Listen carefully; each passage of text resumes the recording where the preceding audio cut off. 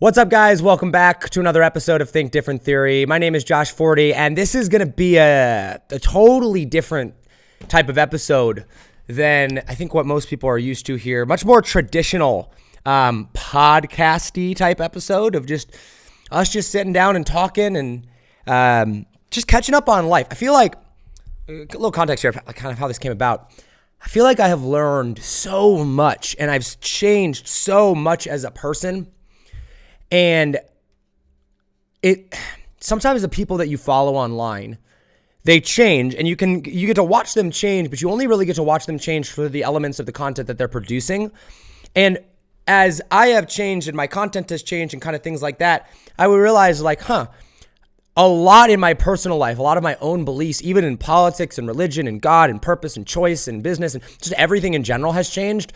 But for the average person that only consumes a fraction of my content, I don't know, maybe they don't really know my changes. And honestly, I realized that one of the ways that I learn most in life, or that I will learn best in life, is not actually through like formal structured content or formal structured lessons. Like, yes, if I'm trying to learn a very specific topic, if I'm trying to learn a specific skill or a specific thing that I'm trying to do, then yeah, I will go on YouTube or I'll go to a podcast or I'll go online and I'll search it. I'll get a book, about it. But when it comes to just life in general, when it comes to being a better person, when it comes to finding fulfillment and happiness and really just figuring out life, some of my biggest learning experiences and biggest aha moments have come from just listening to conversation between people. It's one of the reasons I'm fascinated with Joe Rogan and Joe Rogan Experience. That's, some of the reasons that that's where the direction that we're headed. In fact, I think Different Theory started much more that way. And right now we've shifted back towards a lot more actually, like structured content, teaching lessons, teaching things. But we will, after the coronavirus kind of comes out, we'll be shifting back to much more conversations because that's how I learn. But just sitting down and listen to people talk about their life, listen to people talking about their life stories and their experiences that they've gone through. And I like listening to people that I respect. I was watching an interview the other day with Robert Downey Jr. and Joe Rogan, right? It was just a super fascinating conversation, a super fascinating episode.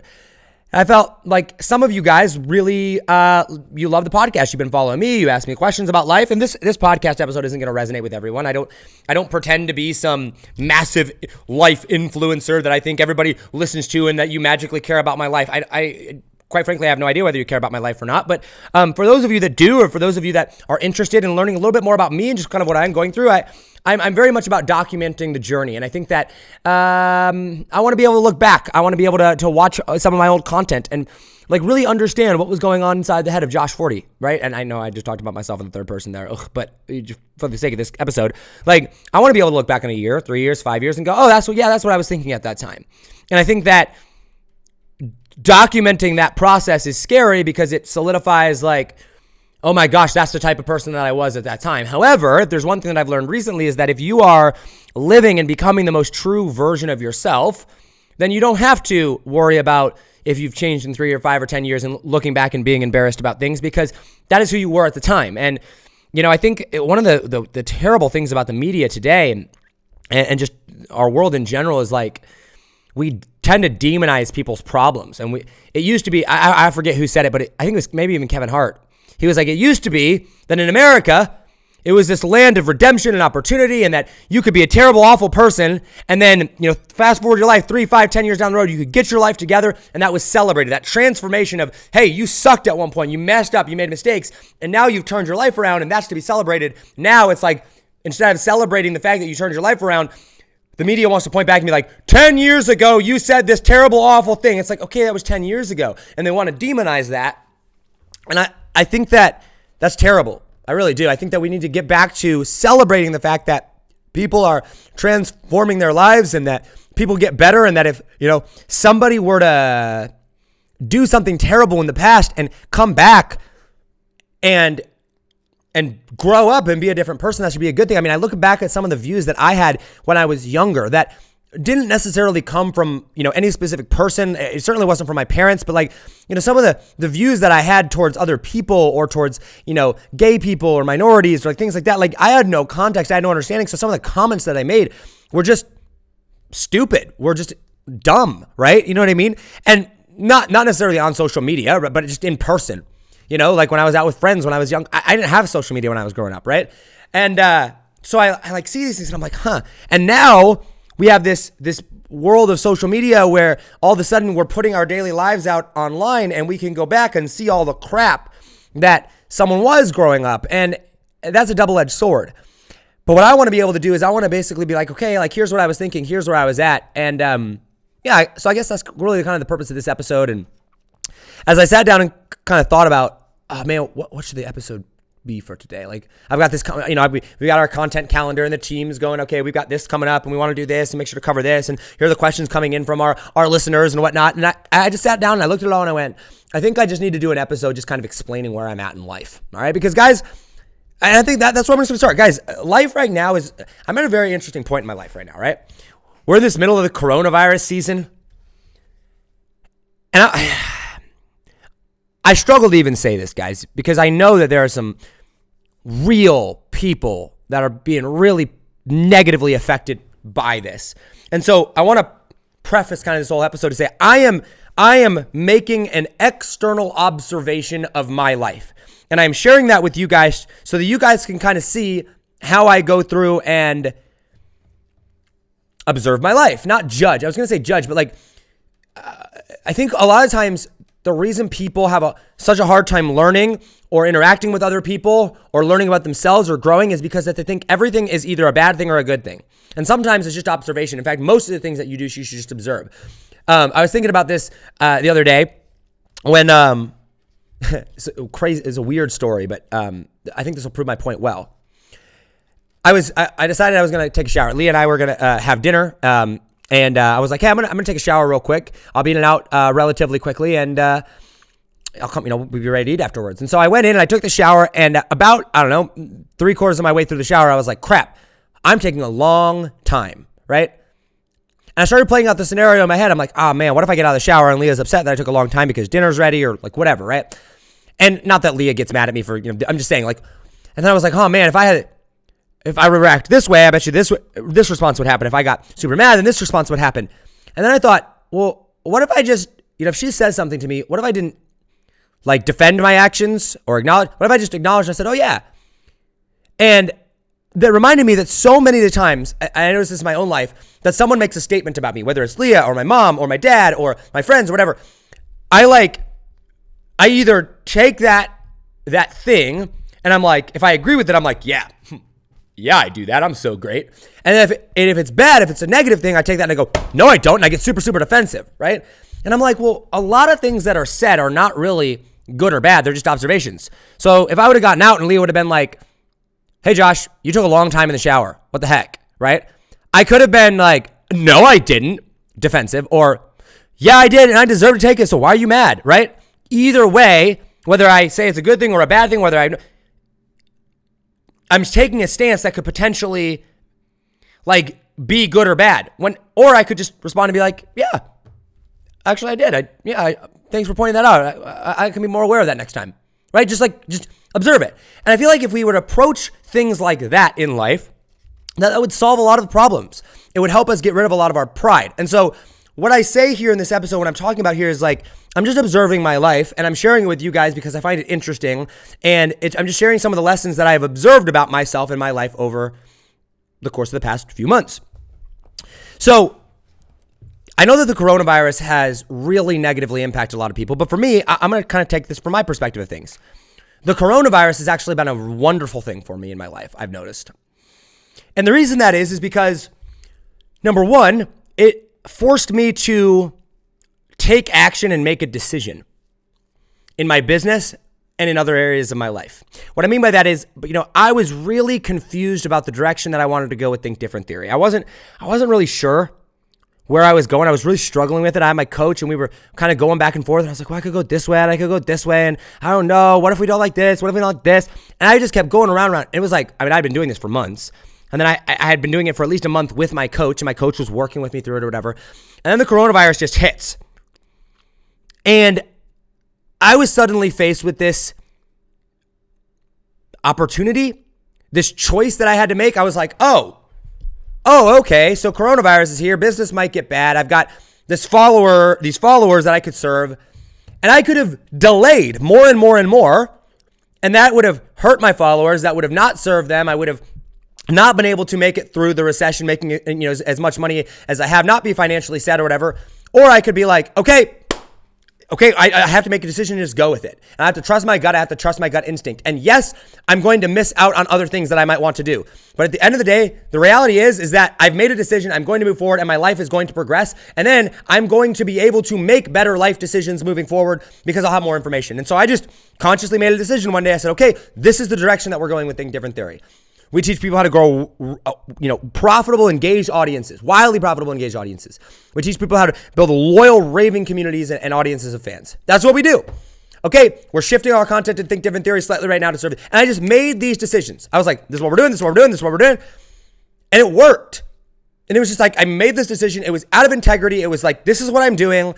And I moved forward with it. And here we are, right? And like, this is what we're doing now. And you know what? There have been multiple times when I've looked at where I'm going with Think Different Theory and been like, I don't know. I think I do want to get back to this eventually, but I'm like, nope, this is the decision I made right now. This is where I'm at right now. And I'm going to choose to move forward and complete it.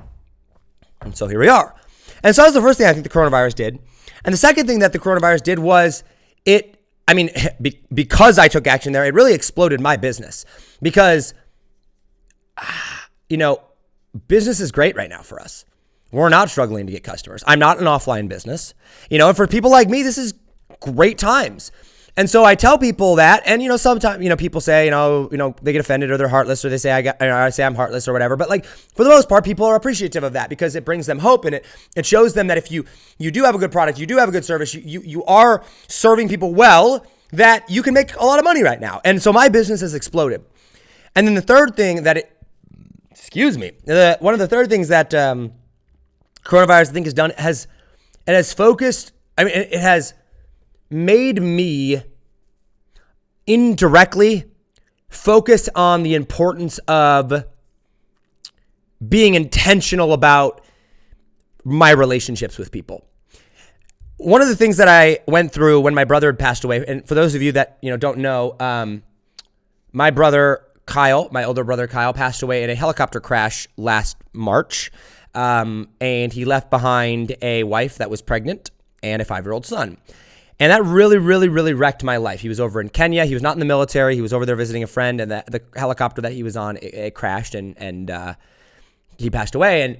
And right after somebody dies and you go to a funeral, like you immediately want to pull everybody close and you want to, mend relationships and, fix things or whatever. And then as time goes on, as with anything, you kind of forget or you fall off or whatnot. And I've really been trying to be intentional about even back then when my brother died, I was like, I don't want to overpromise changes, right? Because I know my life is busy. I know that the reason I was at where I was at in my life at that time was because a lot of the stuff that I was doing was important. And so I can't magically go and be like, I'm going to change everything about my life. It's like, well, no. Make decisions and make promises, vow to make changes on things you can actually do. And so I really have tried to stay true to some of the things that I have promised myself that I was going to get better at, and being more in alignment with myself, being really focused on serving other people and focusing on what matters and connections. I've been really, really good about those things. But one of the things that I haven't been so great about is connecting with extended family. I've actually been pretty good about connecting with my family, keeping in touch with them and whatnot. But, I haven't had a great relationship with my grandparents. I haven't had a great relationship with my aunts and uncles. And it's not that it's bad. It's just that I haven't made the time to actually go and take the time to learn about them, right? And take the time to actually, give them my time and build that relationship with them. And I noticed that as the coronavirus hit, Leah and I have become obviously much more close. We really can't go anywhere. We're stuck together, which is awesome, right? I love Leah. She's amazing. And we have a great time together. But now all of a sudden, her family is around, right? And her family is not doing anything in their quarantine. And I'm not near my family, right? At all. My extended family is in Wisconsin and Illinois and California and Florida and all over the place, right? And my direct family is in Indiana and Colorado. And it's like, okay, so it's very, very spread out. Whereas Leah's family is a lot more close here and a lot more, and I see how she's interacting with them. And I'm like, oh, I want to have that's awesome. Like, you have a good relationship with your grandparents. Okay, I want to have a good relationship with my grandparents. I want to have a good relationship with your mom. I want to have a good relationship with, your dad. And it kind of brought a lot of things into perspective. And what I realized was that so many of the reasons, or the reason that I didn't have a good relationship with certain things was because I filled that time with other things. And for me, my whole life growing up, it was very, very business focused, right? I was like, make money. I was very focused on that. Then I had my big mental crash. I reset. I learned what it meant to be successful. I learned what it meant to have a good mental game. But I hadn't really figured out my God, my religion and faith and what I believe there. I wasn't as in tune with it as I am now. And then my brother dies and my brother passes away, and that totally wrecks my life, totally reshapes my priorities and whatnot, and brings family back into the equation. And I start to realize that as I bring these things back into the equation, I start to have a more balanced life in these areas. That over here in my business is taking time away from my business. And so in the past, I've always looked at that and I've gone, my business is the most important thing. I need money. I want to be successful. So you guys can wait. I'm going to go build this over here. But as coronavirus has come, and as just everything in general really as my life has moved forward, I've realized that the purpose of my life is not business. And that was this hard reality, this hard grips to come to, because my identity was so shaped around success and business and money and followers and fame. And I don't have time to go into the reasoning behind why I thought all that. But I mean, most of those reasons are pretty generic, right? I mean, I was falsely aligned. I had this false sense of security in there. And my identity was all jacked up and everything like that. But once I started to realize that, actually, let me back up and tell a quick story. I was always under the impression growing up that people hated their job. And I didn't want to hate my job. I wanted to love what I did. And so in my head, I always associated the fact that my life, I would love what I do, and that in order for me to love what I do, I had to love my work. And so that's what it started as. But then that kind of merged together. And rather than saying, hey, I can love my life and I can love what I do with my work, it became, I need to love my life, therefore I need to love my work, therefore my work is my life. Because if I love my work and my work is my life, then I love my life. But when work becomes your life, and work is not your life, your purpose in life is your life, right? When work becomes your life, then that becomes a big problem. And that's what happened to me. And so when I realized that my business, I can still love my business, I can still love what I do and also love other things. But I was always like, man, if you're living for the weekends, if you're living for Friday and Saturday and partying or whatever, your life sucks. So I automatically associated that anything that I would normally do on the weekends must suck and that I'm not going to live for that. Well, guess what? Growing up, what did I do on weekends? I hung out with family. I went to church. I spent time with God. So naturally, subconsciously, without even realizing it, I kind of demonized family time and demonize, doing this thing like, oh, that's not important because, I'm going to love what I do. I'm going to love my work. I'm going to hustle. But then when I realized, I came to this realization of like, oh, my business simply fuels the life that I want. And I can love my life, and at seasons in my life, I can be more focused on business like I am right now, but I still have a life, and there's more areas to life than business. Right? There's business, there's relationships, and there's health. Those are the three primary categories. I've added a fourth, which would be spirituality, right? And some people categorize spirituality into relationships. But when I look at things, I basically say there's four key parts to my life. There is my business. There are my relationships with friends and family and Leah. There is my health. And then there is my relationship / spirituality with God, right? And basically I go, okay, if these are my four areas, I can go and have fun and be passionate in all four of those areas. Just because I have a good relationship with my family doesn't mean I can't go have fun with that. I can have it fun while having a good relationship with my family and relationship with my girlfriend and things like that. In my business, I can have fun. I can make a lot of money, but I'm not going to spend all of my time there. And if I can go in all four, and with my health, for example, like you can be like, well, Josh, what about hobbies? I'm like, well, okay, my hobbies are basically, how I look at hobbies is I have to fill these four categories in my life. I have to make sure that they're healthy. But I need a vehicle in order to do that. I need a vehicle in order to stay healthy. So maybe my hobby is running. Well, it's definitely not, but maybe my hobby is, working out or going on bike rides or going on hikes or being outside or swimming at the ocean. That's a hobby, but it fills that category of I've got to better my health.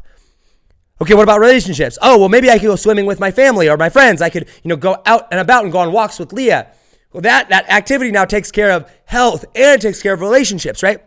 And so when I realized that, like, I've got these 4 categories, and just because I'm doing things outside of business, that doesn't mean I'm not focused on business. That doesn't mean I'm not serious about my business. It means I'm taking care of other areas of life. I'm not just doing random hobbies for the sake of doing random hobbies. And so when you look at partying and Netflix and, a lot of the things that we as entrepreneurs demonize, most of those things don't really help you. Now, I'm not saying there's anything necessarily wrong with parties. I mean, you could use that as a relationship building thing, but it certainly doesn't better your health, right? And so when I looked at those things, I said, okay, I can do just about any activity, but any activity that I do has to be filling one of 4 areas. And when I noticed that, I was like, okay, then I can actually do more things and still feel like I'm being successful. So it used to be when I took a Saturday off to clean the apartment and go on walks, I was like, oh my gosh, I'm wasting my time. How dare I? I could be being more successful if I just stayed more focused, yada, yada. And now I look at it and go, no, I'm actually becoming much more successful there because I need a break once a week from my work. I need to spend time cleaning the apartment and I like getting things organized and feeling productive. I like spending time with Leah. I like talking on the phone with my grandparents because that's building these relationships and that's making me successful. And so when I started noticing these things about it, I went, okay, I'm going to have less time to spend in my business. I know that. So how do I optimize the time in my business? And when I approached business from that aspect of things, it was so significantly easier for me to actually get things done because I knew that if I was spending too much time in my business, I was actually hurting my success. And nobody had ever framed it like that to me before. It was like, if you're not working in your business, you are not going to be successful. And now I look at it, and if I spend too much time in my business, I'm not going to be successful. So the time I do spend in my business, and I'm not demonizing spending time in your business at all. I spend a lot of time in business. I love working on my business, right? But if I'm spending 18 hours a day on my business, that means I'm neglecting my relationships, my health, and my spirituality. And so when the coronavirus came along, I was like, this became much more evident to me, much more apparent. And so I've been very focused on, okay, this is when I start work. I start work around 9 a.m. every morning. And I get done with work about 7 p.m. every night. So I work for about 10 hours a day. But I try to be done. I try to start at that time and be done at that time. My schedule, so I don't take Sundays off. I take Saturdays off. Saturdays are my day of rest. Saturdays are my day for God and family. Sunday mornings, I sleep in, I do whatever. I have a half day, and then I start work between 11 and noon so that I can get a jump start on the week. Because if I can work for 5 or 6 hours on a Sunday, about a half day, right? Then I'm going to be into the swing of the week before everybody else is on Monday morning. And so I started doing these things. When I started realizing this is really interesting. It was working really well. And I started delegating more. And I started caring less about the problems that weren't really problems.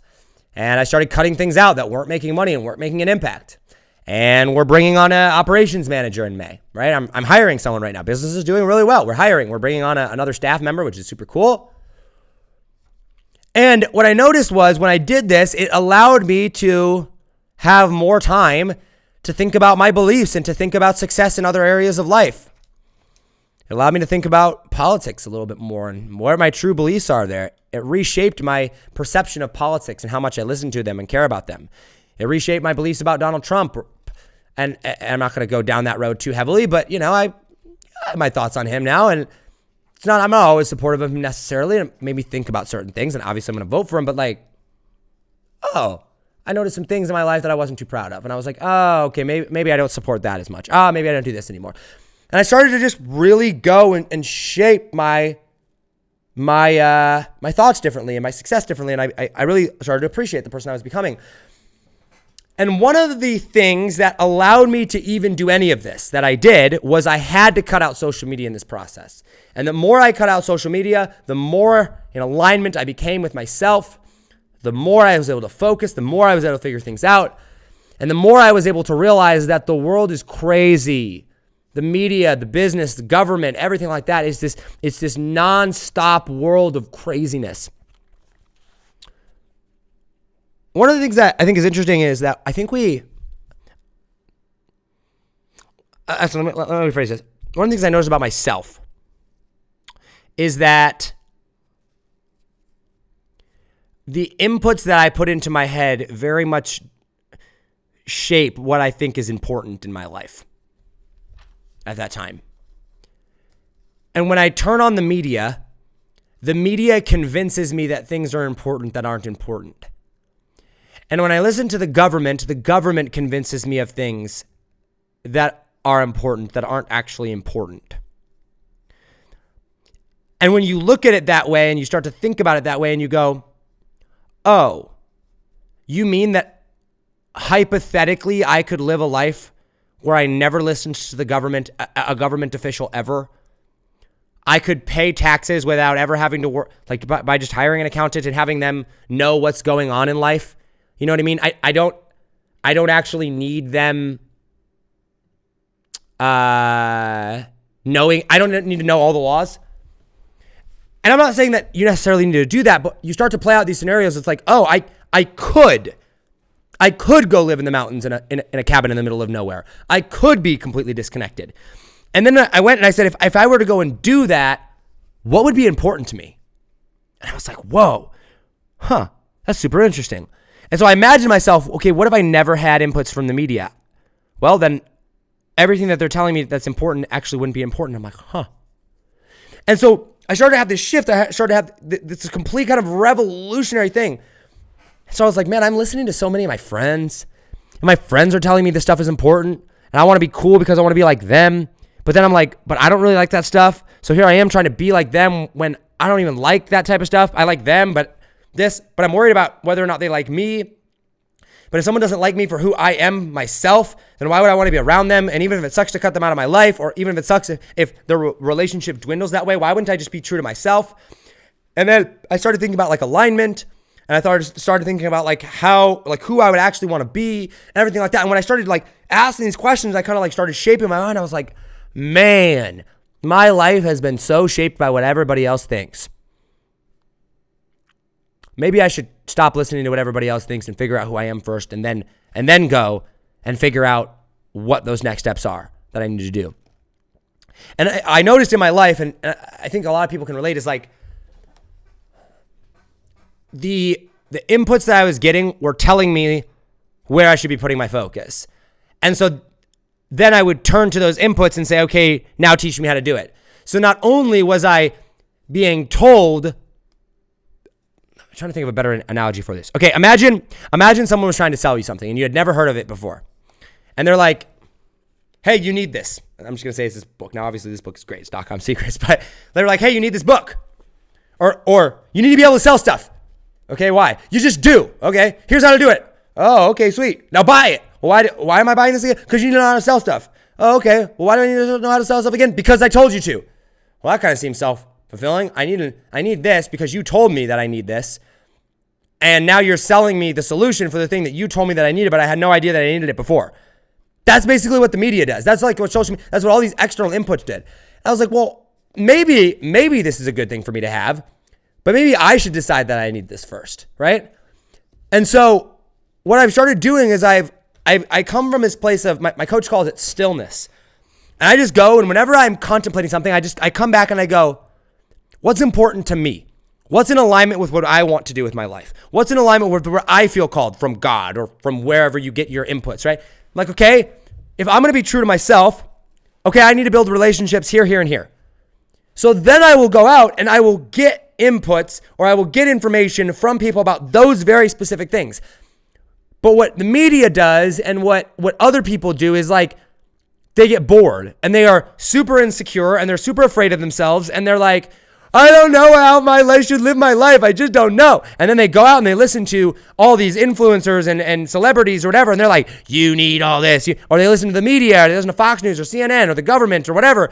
And the government, and then these are the people that, or these are the entities or the things that determine what's important in these people's lives. When those people have never met you. They never will meet you. They have no concept of who you are or how God made you or how you're designed or what your passions are, or what your interests are, or what you're good at, or what you can contribute to the world. And they have no clue. But because I would go and I would listen to them, then I would be like, yes, I need to do that, right? And so when I got on social media, when everyone was telling me followers, I chase followers. When people told me to chase money, I chased money. And then I was chasing money and I was like, well, how do I find money? And the same people that told me that I needed to chase money were selling the solution. It was like, hey, I'm selling the sickness and the cure. And I'm like, well, what if I'm just not sick? Why would I go get sick? Now, I need to improve. When I cut everything out and when I go into this place of stillness, meditation, being true to myself, going and being alone and figuring out what I want to do with my life, figuring out what I'm passionate about, what I want to do, now I can go and say, okay, now I've got this problem, right?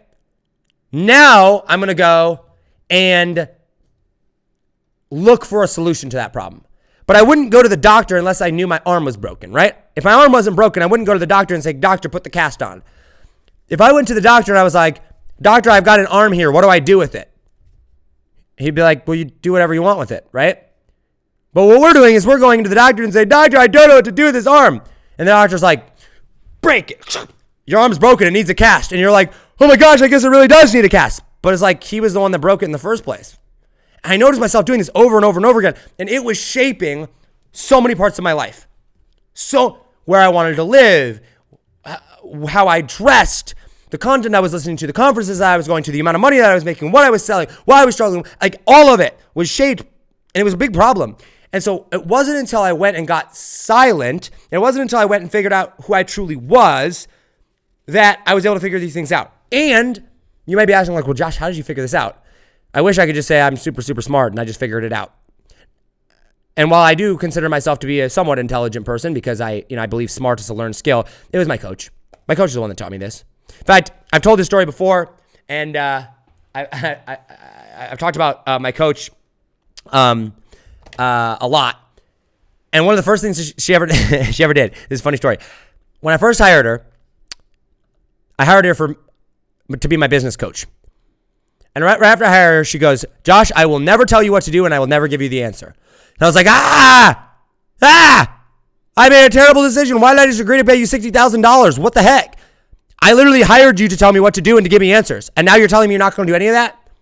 I'm like, what are we going to do? What's step number one? Katie, I need to fix my business. I need to make a bunch of money. Like, what do I do? She goes, who are you? I'm like, what is this woman talking about? Why am I listening to her? I'm such an idiot. Who are you, Josh? I was like, I don't know. I'm Josh Forti. What you want from me? She's like, no, who are you really? I'm like, I'm Josh freaking Forti. What? She's like, no, not like that. Who are you?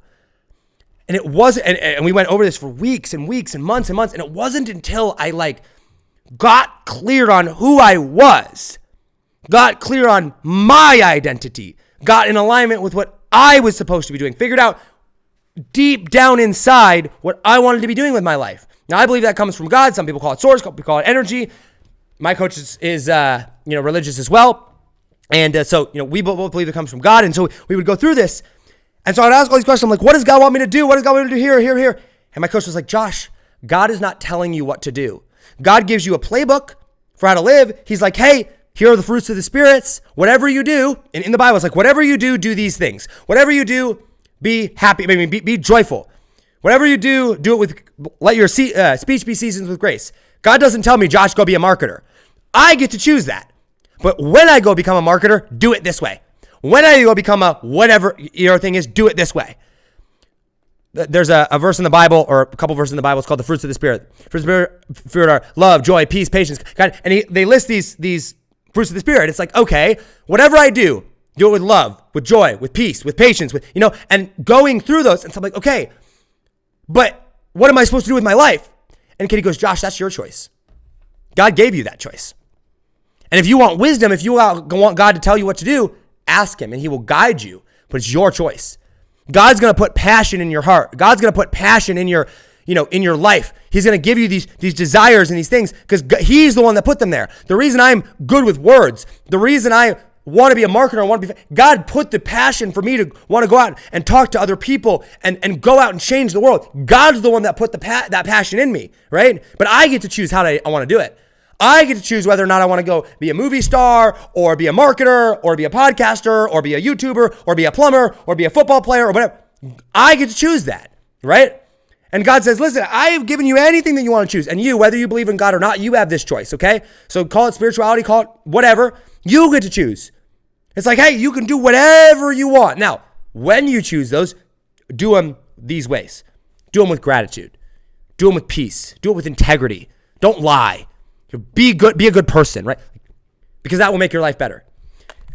And I was like, man, what do I want in life?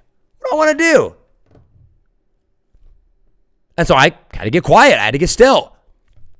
And at that moment, once I got clear on that, and it took a while, shift, breaking my old way of thinking, And then I was shift, and I was like, oh man, well, I want to talk about this. This is the type of content I want to talk about. This is the type of stuff I want to teach. And I look at my Instagram account and I'm like, well, my Instagram account doesn't really reflect that. Why not? Because I cared about views. Because before I figured out who I was, somebody told me that views mattered for some reason. I have no idea why. I believed it though. And I'm like, but if I post this type of content, then my views are going to go down. But then I realized, well, it doesn't matter because I either want to post this type of content or I'm not going to post anything at all. So if I post nothing, I'm going to get no views. If I post this, I'm going to get some views, and that's actually going to help people. If I post the stuff I'm currently posting now, it's out of alignment with who I am. It doesn't really serve anybody. And in 10 years from now, 5 years from now, 3 years from now, I'm going to have this whole audience of people that are not in alignment with me. I was like, well, that doesn't make any sense whatsoever. Why would I do that? And so I shifted. I changed. I stopped worrying about views. I stopped worrying about engagement. I just posted what was true to myself. My business has gone up. My loyalty, my fans have gone up. My downloads have gone up. My views have gone. My downloads went down for a little bit. My views are still down probably a little bit, but they'll come up. I know they will. It's just a matter of time before people that are in this same alignment with me find my stuff. It might take 3 months. It might take a year. It might take 10 years, whatever. Eventually they're going to find it. I'm going to continue to serve. And when I made that shift, when I made that adjustment, I was like, I'm so much happier in life. I'm not looking for other people's approval. If somebody doesn't like me, oh well. Why? Because, and I don't hate the person for not liking me. I don't go, well, screw you. I don't care. I'm glad the haters. No, I don't want haters. That's not true to myself. But I'm being true to me. And when you are true to yourself, like imagine you were going to go do something. And it was an unpopular decision, right? But you knew that it was the right thing to do. And you do it. And you get ridiculed for it. But you knew it was the right thing to do. And then in 10 years from now, someone looks back and is like, you idiot. Why'd you do that? You're like, you could be like, because I knew it was the right thing to do, right? It just was. Or you could go and you could do the wrong thing and then for the rest of your life regret that you did the wrong thing. And when you start to realize that other people's opinions don't matter because other people's opinions are not you. It's their opinion. And it might be okay for them to go do something and not you. One of the reasons I think I'm really good at the Dream 100 strategy and that I am good at getting the attention of big people like Steve Larson and Russell Brunson and people like that is because I do what I do with them true to who I am.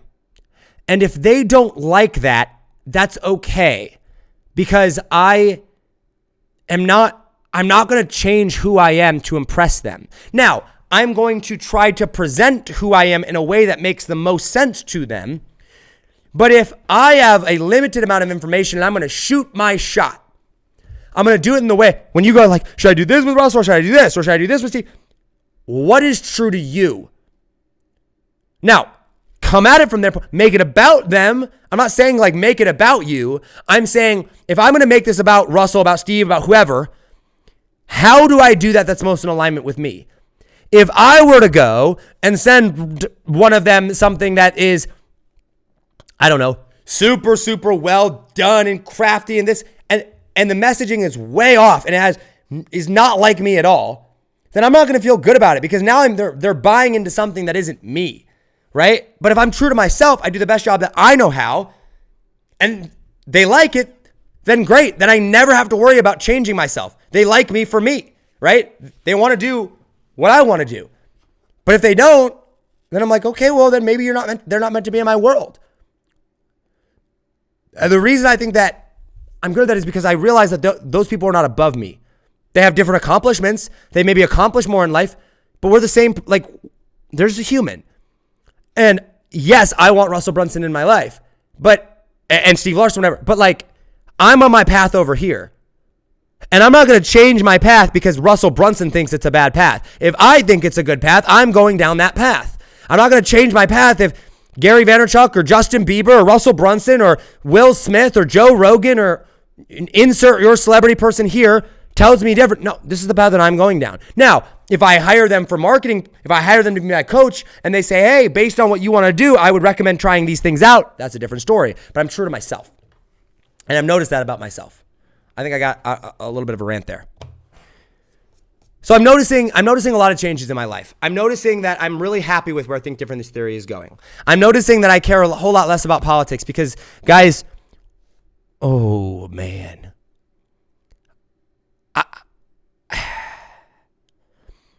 Everybody lives their own life. And politics is basically how do we govern, in America, 300 million people that are all different and try to get them to all abide by one set of laws. Like what? I mean, it's just dumb. You know? And so I can speak to what I know. But I don't know what it's like to be a billionaire. I don't know what it's like to be worth millions and millions and millions of dollars. I don't know what it's like to be in poverty. I don't know what it's like to be a black person or a woman or a minority in either way. Billionaires are minorities too, people. Right? Billionaires are minorities. Black people are minorities. Gay people are minorities, right? People that are poor, lower class, like they're all like in these little, like I don't know what it's like to be all of them. I can speak to what I do know, and I can be my truest version of myself. And my truest version of myself says personal responsibility is the answer. My truest version of myself says don't rely on the government. The truest version of myself says blah, blah, blah. But if somebody else's truest version says, hey, we need to rely on the government, who am I to say no? Right? Like, I don't know, do your thing. And while I have strong views, I'm very assertive. Like, yeah, I only know what I know, and I'm going to be honest about that. I'm going to live my life that way. And I have found that when I do that, and I have found that when I take the time just to focus on what I'm doing in life, that I help more people that way because I'm going to attract my tribe and repel the people that aren't my tribe. I can't change the whole world. You can't. You cannot alone. You can with a team, you can with a company, but then that's going to be made up with another person, 10 more people, 50 more people, 100 more people, 1,000 more people. I mean, Amazon has changed the world, but Jeff Bezos didn't do it alone. He did it with hundreds of thousands of workers, millions of people I think they employ now, right? And each one of them, if they're living the truest version of themselves, then they're going to be able to reach other types of people. And there's going to be men and women and black people and white people and Asian people and Chinese people and minorities and rich people and poor people, like everybody. And they're all going to play their part in changing the world, not one person. He may be responsible for a ripple effect of that change, but so can you. So maybe you're not the founder of Amazon, but you're the founder of whatever you're doing. And when I realized that, I was like, oh, okay. And so I just noticed all these different things. The other thing that I realized is that, like,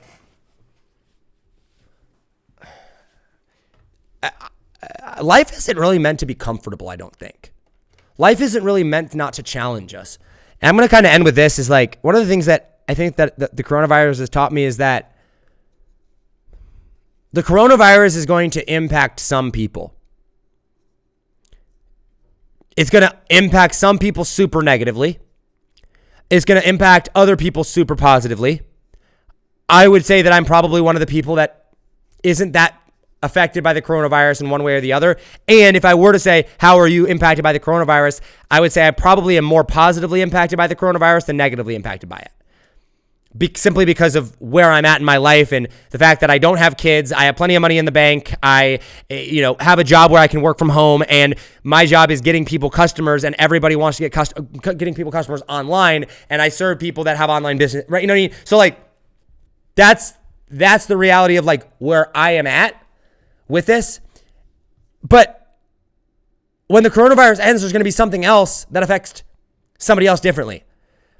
I think back to the 2008 crisis, financial crisis. Me and my family were not affected by the 2008 financial crisis that much. But if the 2008 financial crisis were to repeat itself right now, I would be very much more affected by it than I was back then. My family probably still wouldn't be affected by it. They're just disconnected. They're not in that world. I am much more.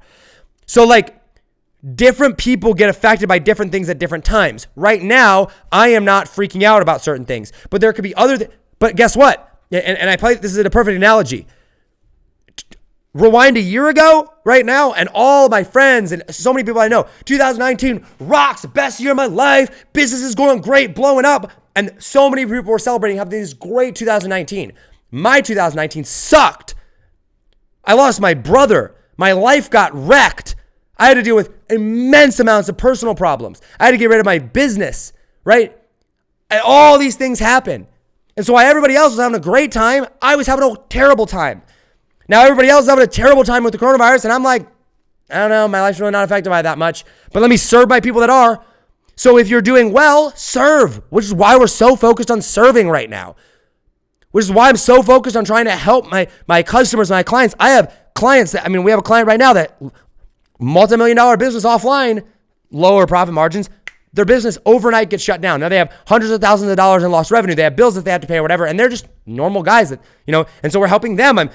A lot of my clients or a lot of my students lost their jobs, and I'm sending them. I bought a bunch of people a copy of my book or a copy of Traffic Secrets book, right? And I just sent it to them for free because they were my clients. And I was like, hey, listen, you guys are going to need to know how to get customers right now. Get this book. And I bought them copies of it. And I just sent it to them, right? I'm serving. Right now, my life isn't negatively affected. So I can serve. A year ago, I needed to be served. A year ago, I needed someone to step in and help me because I was in that place of need. And so I think life is going to come in waves for different people. But the government, the media, they want you to think that everybody has the same exact path in life, that everybody is, you know what I mean? We should all be, this coronavirus is terrible. It is for some people. It's not for others. There's a lot of people that are completely 100% unaffected by the coronavirus, totally unaffected by it, right? And I'm probably one of those people that are maybe not totally unaffected by it, but pretty not, right? But then my best friend in the entire world lost a job and is about to get married, right? So it's so I guess what I'm trying to say in all this is that I've learned to just understand that if I'm not struggling now, I'm probably going to struggle at some time. And when I'm struggling, I'm going to want help. And when I'm not struggling, I need to help other people because that's the cycle of life. But the government and the media and big business has convinced us that we should all have a home with debts, that we need to have every single person have a car, and every single person have a cell phone, and every single person should have all these luxury things. No, actually, all you need in life is food and shelter and a roof over your head, and you can be totally happy. You don't need all this stuff. You don't. You can be totally happy. But the government's like, no, you need it. We're going to bail you out. You should freak out if you don't have it. It's a bad, oh my gosh. It's like, well, no. But because we listen to them, and the government tells us we should, you know what I mean? The government tells us that we should live a comfortable, happy life that's completely, that everything should be fair and that everybody should treat everybody perfectly and that we should all just, that's not life, guys. No, life is a struggle. Life is supposed to grow you. You're supposed to be in pain. You're supposed to push yourself. You're supposed to expand. And the more you expand, the more you embrace that, the more you go, life isn't going to be easy. Guys, my life is not easy. My life is very difficult. My difficult is not financial woes. My difficult is not the fact that I am trying to put food on the table. My woes, I don't even say woes. My difficulties, mental, relationships, dealing with things that you guys don't know about. And it's some people never deal with those. And I'm like, oh man, why am I given this? I mean, there are days when I'm like, this is hard. I'm having to go back and this is hard. If I'm not pushing myself, if I'm not growing, then I know that there's something wrong. That means I'm in my comfort zone. That's going to hurt me long term. So you can either hurt now, you can push through now, you can be responsible now, or you can try to sit in your comfort zone and keep everything perfectly. And down the road, you're going to set yourself up for more and more and more hurt down the road. Pain is a part of life. Blessings are a part of life. You get to choose when and where you get them. And your lack of pain and trying to be in your comfort zone now is going to hurt you long term. But everybody's life is different. So figure out who you are, and this is something I'm learning, is figure out who I am, figure out what I'm learning, figure out what I'm doing, and be in alignment with that. Because there's billions of people in the world. And there are people out there that I'm called to serve. I can't serve everybody, but I can serve the people that I am most in alignment with and that need to be going served. The people that I'm most in alignment with are the people that have a message, people that want to go change the world, people that want to grow a business that have a big impact. I don't I'm not in alignment with, I'm not trying to serve right now in my life, and this could change as my life changes, as I grow and evolve. Right now, I'm not worried about people that are, in a 9-to-5, that don't want to go change the world, that just want to live a hunky-dory happy life for the rest of their life on a farm in the middle of nowhere. That's not who I'm trying to serve. So what am I going to try to do? I'm going to go and I'm going to say, okay, me being in alignment with me right now is I'm going to serve these motivated entrepreneurs with a message. How do I do that? I'm good at growing audiences. They might be good at offer creation. They might be good at messaging. They might be good at Facebook ads or building whatever it is they're building.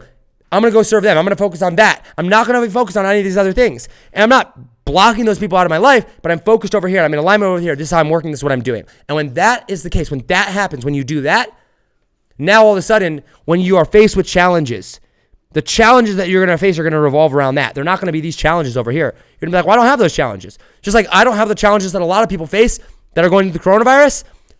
They don't have the challenges that I'm facing over here. Most people don't understand what it's like to go through and try to build a team and try to be responsible for people's payroll. And you know what I mean? Like, it's stressful when you're like, crap, the people that I'm paying, if I don't pay them, if I don't come up with cash flow, guess what? Their children are going to go and not have a paycheck. I mean, their parents are not going to go have a paycheck to be able to provide for their children, right? And those are my stresses, and those are the things that I'm going through. And I'm not going through what Russell Brunson's going through, and Russell Brunson's not going through Elon Musk is going through, and Elon Musk is not going through what Donald Trump is going through, and Donald Trump is not going through what you're going through, and you're not going through what a minority person living in New York City that's underprivileged making $500 a month, what they're going through. We're all going through different troubles. But it's not my job to go serve any of those other people. It's my job to serve the people that I'm trying to go serve. And that's what I'm learning. All right, guys. Well, I went a little bit longer on this episode, but I think that it was good. And I hope you guys are doing well. I really hope your guys' life is going awesome. And I hope this was helpful, gave you some perspective, gave you some context. Yeah, I've got lots to think about, guys. I'm thinking about so many things, I'm 26. 26 years old. Isn't that crazy? Trying to figure out life. Trying to figure out where we're going next. Leah and I are probably moving to Colorado soon. In July, fingers crossed, if we can get out of here because it's coronavirus. Leah's figured out her stuff. We're figuring out our life together. And that's where I'm at. I'm trying to figure out how to be the best person, be the best boyfriend, be the best son, be the best leader in my company, be the best employer, be the best, teacher. And I'm like, okay, how do I do that? Where am I getting my inputs from? Because think about it, guys. Most of the information that you learn, most of what you learn has already been learned from other people. So you got to choose and be very aware of who you're learning it from. And whether you believe it or not, the shows that you're watching on Netflix are going to shape the type of person you become, the type of father you become, or the mother you become, or business person you become, even if it's not a business show.